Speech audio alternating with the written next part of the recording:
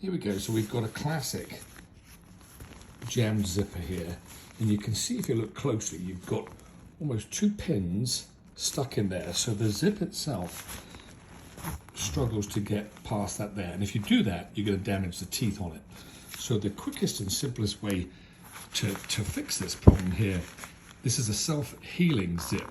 So the first thing we've got to do is move the zip away, come to this area here. This is often caused by the tent itself being folded and crushed, packed on a bike or however you do it there. So the first thing we've got to do is pull this apart.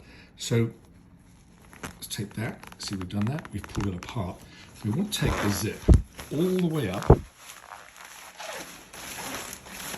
to the top, and we'll zip it all the way back to the bottom again here as well.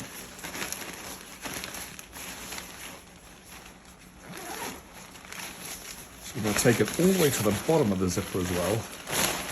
Now we'll take that area that we started with there and pull it all the way to the bottom here.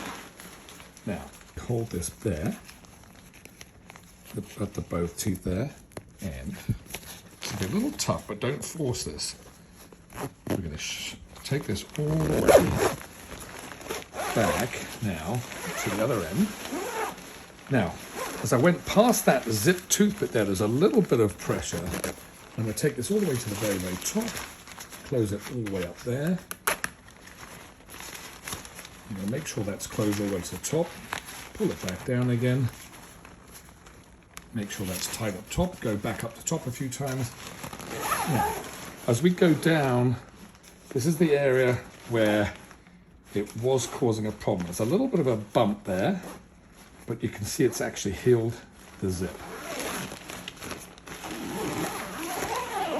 And that is how you repair a self-healing zip. Thanks for watching.